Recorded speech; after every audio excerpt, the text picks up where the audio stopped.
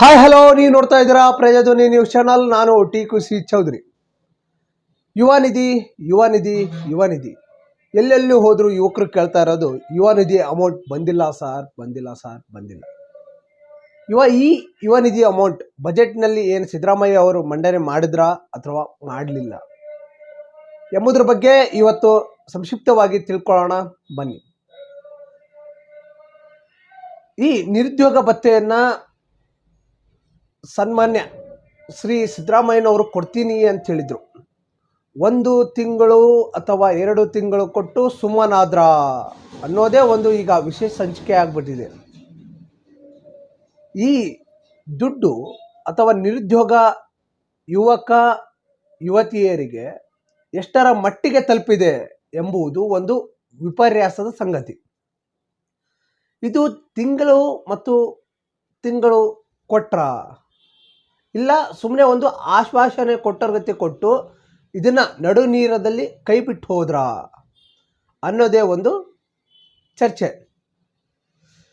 ಸಿದ್ದರಾಮಯ್ಯನವ್ರು ಹೇಳ್ತಾರೆ, ನಿರುದ್ಯೋಗ ಭತ್ಯೆಯನ್ನು ನಾವು ನಿಲ್ಲಿಸಿಲ್ಲ, ಈ ಯುವ ನಿಧಿ ಯೋಜನೆಯನ್ನು ನಾವು ಕಡ್ಡಾಯವಾಗಿ ಕೊಟ್ಟೇ ಕೊಡ್ತೀವಿ, ಯಾರ ಕೈಯಿಂದನೂ ಈ ಯೋಜನೆಯನ್ನು ನಿಲ್ಲಿಸೋಕ್ಕಾಗಲ್ಲ, ನಮ್ಮ ಸರ್ಕಾರ ನಿಲ್ಲಿಸೋಲ್ಲ ಅಂತ ಅವರು ಒತ್ತಿ ಒತ್ತಿ ಹೇಳ್ತಾರೆ.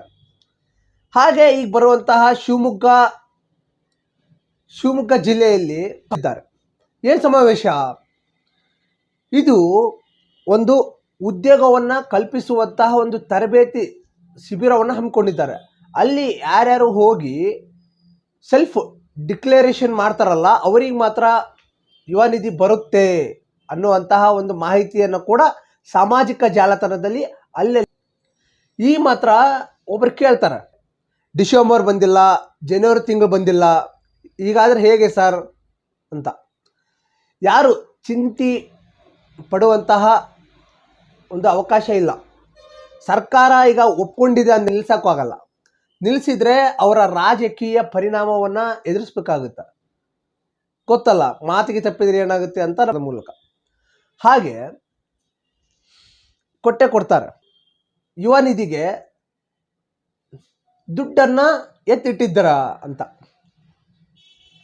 ಖಂಡಿತವಾಗಿಯೂ ಬಜೆಟ್ನಲ್ಲಿ